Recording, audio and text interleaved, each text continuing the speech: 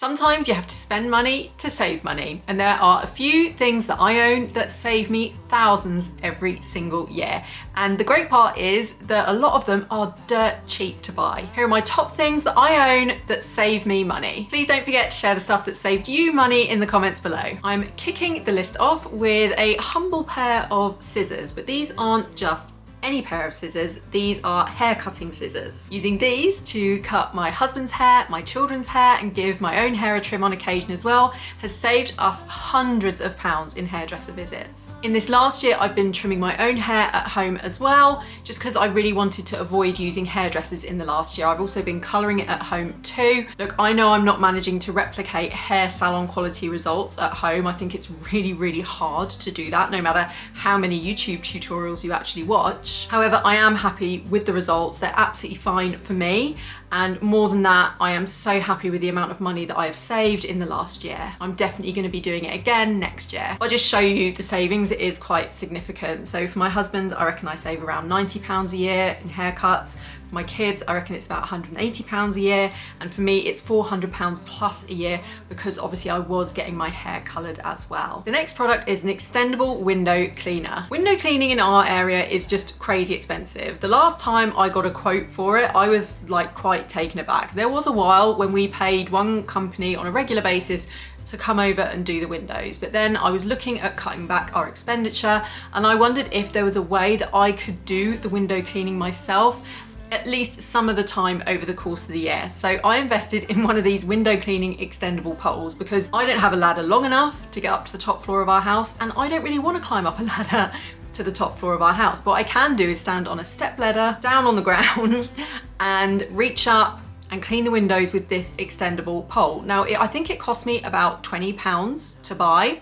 You just screw all the various pieces together, and then it has a washing pad at the end, and then you can swap the washing pad out once you have actually washed the windows with soapy water, and then you get a squeegee on the end, and then you can just get rid of all the water. I've owned this for about 3 years now, so I reckon it has saved me over £200 in window cleaning costs. The next thing on the list is refillable soap dispensers. One of the greatest frugal principles to take on board and use every single day in your life is the idea of buying in bulk to save money when it comes to stuff that you use all of the time. Buying in bulk means that the product costs less overall than if you buy it in smaller quantities. For us, we found that it works out much cheaper for us to buy refill packs of soap rather than individual bottles when a bottle has run out. This particular soap dispenser was from IKEA. I think it literally just cost us a couple of pounds. Also, I think the dispensers look a little bit neater in a bathroom as well. And the great thing is that when your guests come over, they have no idea whether you bought fancy soap or not. Next up on the list is a library card. I absolutely love to read, and I can easily pile through 3 books a month when I'm reading stuff that I'm really, really into.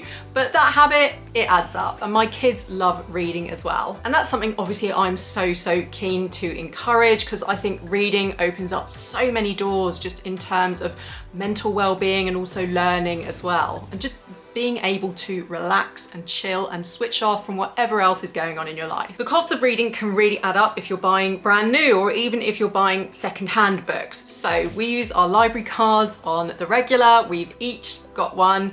We go down to the library and treat it as a bit of like a trip out. If we don't feel like going out, then I have an app on my phone which enables us to download ebooks and audiobooks, as well as look at magazines and newspapers completely free. It is linked to my library account. All I have to do is go onto the app and have a little browse of what is available for me to take out. The next thing on our list is my trusty Le Creuset pan. I absolutely love this dish, and the great thing is that it didn't cost me any money because it was actually a wedding gift, and we have had it for over 12 years and it is still going super strong. I think they're a great investment because they make cooking easy. You can cook a variety of dishes with them. They're easy to wash up, and also they last. So you're not having to buy a brand new pan every few years to replace one where the coating has gone. You're not having to worry about Teflon coating or anything like that. The cat likes it too. And really similar to the Le Creuset, I also want to shout out to my air fryer and my pizza oven. Both of them are things that have enabled me to cook a larger variety of things well. The chicken wings and chicken thighs and chicken breasts that comes out of the air fryer are so good. It has really helped me to avoid my Nando's cravings.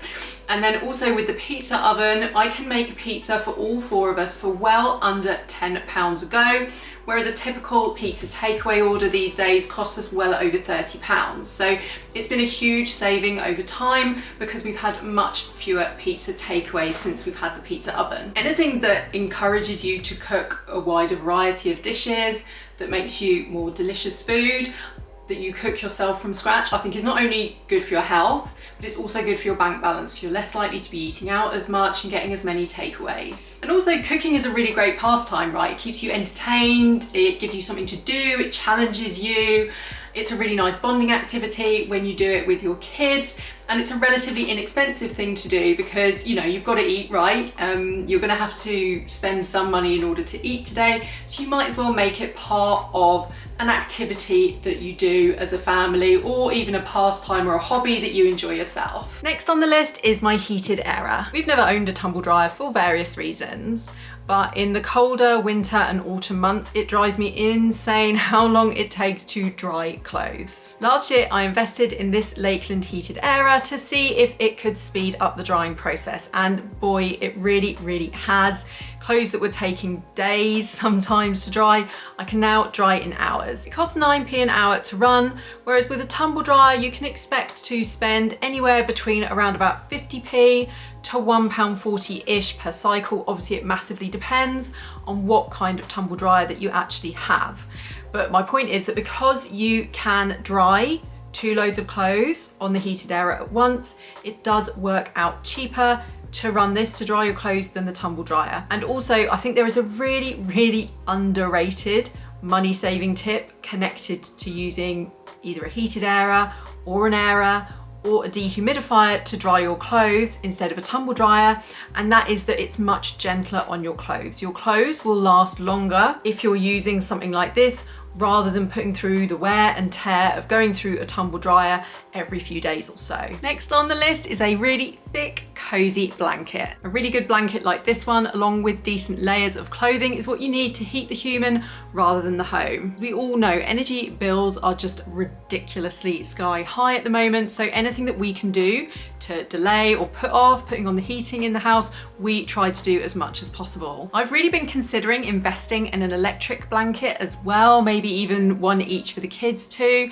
just to see if that helps to keep them a bit more toasty during winter so that we can avoid putting on the heating. If you guys have an electric blanket, then let me know, like, was it a worthwhile purchase? Did it mean that you didn't put the heating on quite as much after you got it? Next is all of the things that I need for doing DIY manicures and pedicures at home. I love having my nails painted, but I do not love how much it costs to go and get it professionally done. I have a range of nail colors, polishes, and various things that I need to do a manicure that I've collected over the years at home or been gifted by relatives for birthdays and Christmases. Cost of a manicure starts at around about £15, but it can be way more than that if you're having something particularly elaborate done, if you're getting gels done. If you love to have really pretty nails every single week, then the cost of getting this done regularly can really add up over the course of the year. I don't do my nails every single week, but I'd say I do it pretty regularly. If I was paying to have it done, I would be probably spending hundreds every single year. This is just one area of my life where I'm able to do the nice thing of pampering myself, but I'm not spending a fortune in order to do it. Reusable period products such as menstrual cups and washable underwear. I've been using reusable period products for around about 4 or 5 years now, and in that time they have definitely paid for themselves in terms of the savings.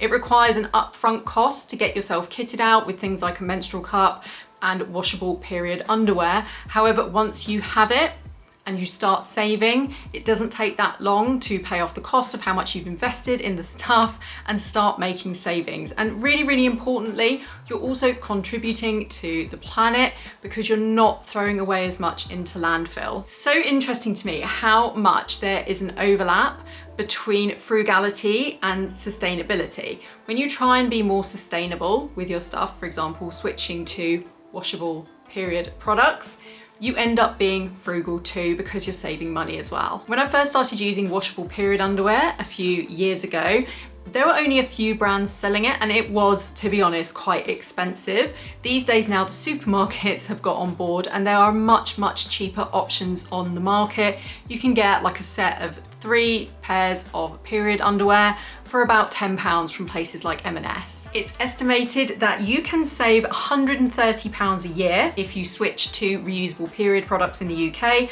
while over in the US, the estimate has been put at about $200 a year. So that is a saving well worth having, and it's something that adds up over time as well, and you're also doing something great for the environment. Thanks so much for watching, guys. If you did enjoy this video, don't forget to give it a thumbs up and subscribe for lots more money saving tips from me.